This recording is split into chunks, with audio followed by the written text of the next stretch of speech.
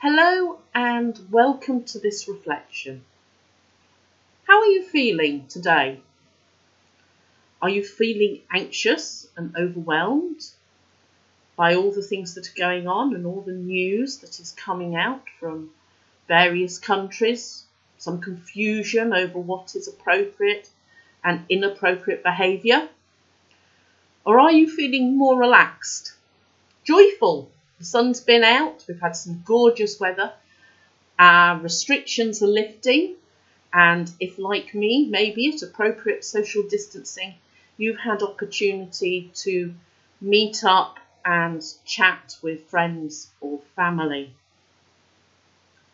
Whatever you're feeling or thinking today, I suggest why don't you write those things down on a piece of paper and just hold them to one side.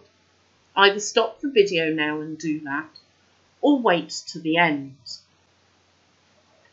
And then as we come intentionally in the presence of God, you can bring those thoughts, as Lawrence was urging us to do in his sermon on Sunday. Certainly earlier in lockdown, I was very anxious and overwhelmed by the news and found concentrating for any period of time quite difficult, and particularly in prayer and focusing on God.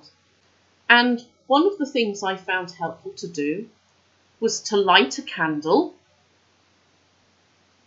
and to have a small cross just in front of me, just to help me focus my thoughts, and that I was engaging and bringing myself into that full presence of God.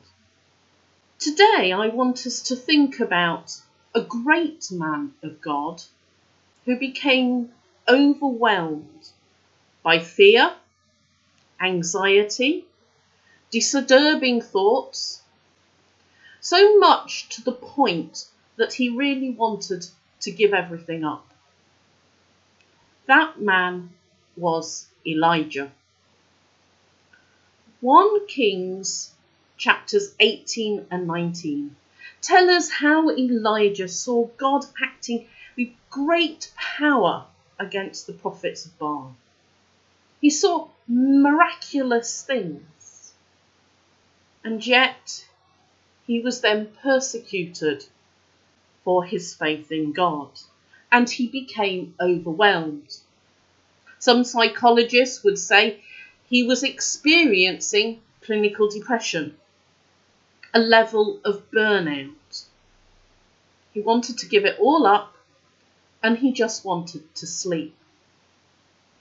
Yet God ministered to him through an angel. And when he was at a place of being able to respond to God, God called him to Mount Horeb. And we're going to hear that reading now, just a section of it, from 1 Kings chapter 19, verses 11 to 13. He said, "Go out and stand on the mountain before the Lord, for the Lord is about to pass by." Now there was a great wind, so strong that it was splitting mountains and breaking rocks in pieces before the Lord. But the Lord was not in the wind. And after the wind an earthquake, but the Lord was not in the earthquake. And after the earthquake a fire, but the Lord was not in the fire. And after the fire a sound of sheer silence. When Elijah heard it, he wrapped his face in his mantle and went out and stood at the entrance of the cave. In the reading, Elijah encounters God in the sound of sheer silence. Sometimes this has been interpreted as a still small voice, but the Hebrew actually is a sound of fine silence, a silence that is rich with the presence of God. God wasn't in all the noise and the clatter, the thunder and the storms. God was there in the quiet. There are two stages to Elijah responding to God. First, he's in the cave and he senses God in that silence. And when he senses God, he then comes out of the cave, wraps himself in a mantle, all symbols very reminiscent of Moses. And then he communicates with God. And you can read the rest of the passage of Elijah speaking to God, of telling him his concerns. And God takes it. God holds it. At no point in that passage does God rebuke Elijah or challenge him. And at the end of the passage, when God responds to Elijah, he reorientates Elijah's mission and he sends him back into the world on his way to continue working for God.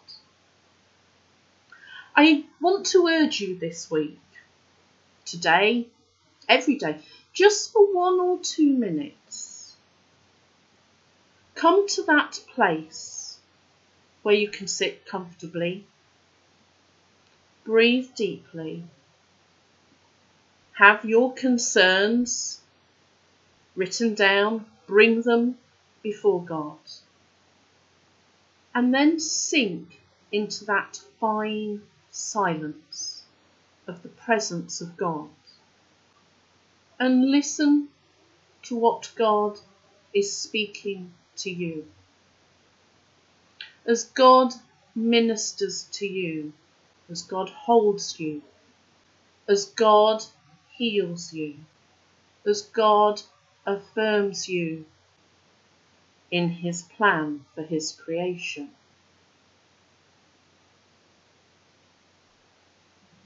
Take time, be still, and draw on the rich, fine silence of the presence of God. Amen.